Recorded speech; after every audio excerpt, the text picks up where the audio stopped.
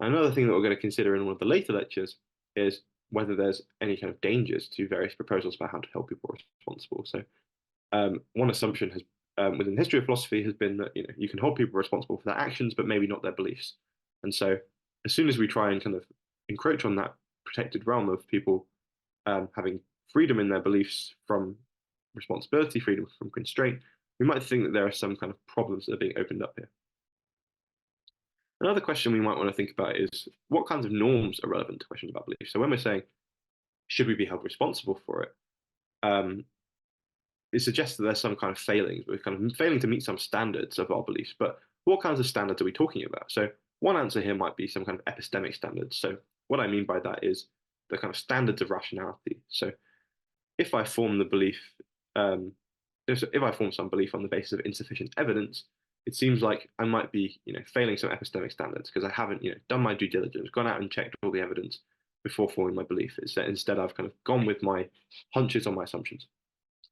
Another way that we might be kind of failing in our epistemic responsibilities is in a moral sense. So, in terms of the kinds of beliefs we form, there might be moral norms about what kinds of beliefs we're allowed to form. So, for example, if we have, racist or sexist beliefs, it seems like the reason why these, at least it is argued, are wrong is not because of any kind of epistemic failing. So it's not that I have, in the same way I've, failed to look at the evidence. It's more like it's more to do with the way that my beliefs depict certain people or represent certain people. And so there's going to be something that we cover in one of the later lectures, thinking about whether we can be morally responsible for our beliefs. Then we might think about the relationship between these kinds of norms. We're going to see in the next lecture that in the Clifford James debate that we're going to talk about, both of those philosophers tend to kind of run together this relationship between the moral responsibility that we have and our epistemic responsibility. We're going to see whether that's a convincing position as well. We might also want to wonder about how much evidence do we need in order to be justified in forming a belief. So we said that one of the epistemic norms that we're going to be kind of constrained by is this kind of theory of evidentialism that we're going to introduce in the next lecture, and thinking about how we should apportion our beliefs to the evidence that we have. But just how much evidence do we need to have? So in terms of how people are going to hold us responsible, is there a really clear answer about what counts as a failure? So in terms of forming beliefs based on not enough evidence, we need some pretty clear account of what counts as not having enough evidence in order to be convinced that we can then hold people responsible for failing to meet that standard.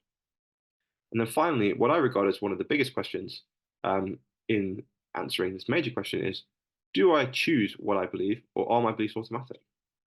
So one of the things that we're going to see in a later lecture about the term doxastic involuntarism, which is just a very fancy way of saying that we don't form our beliefs voluntarily, is this kind of response to the idea that we shouldn't be, that we should be held responsible for our beliefs by saying it doesn't make any sense to hold people responsible for things that they aren't responsible for. So if they haven't chosen their beliefs, then how on earth can we hold them responsible for it? Because in the same sense, if people's actions are forced upon them, we don't tend to think that we can legitimately hold them morally responsible. So why should we hold people responsible for beliefs? So all of these are kind of nearby questions that are going to be really important to consider when we're thinking about how to answer this broad question of, should I be held responsible for my beliefs?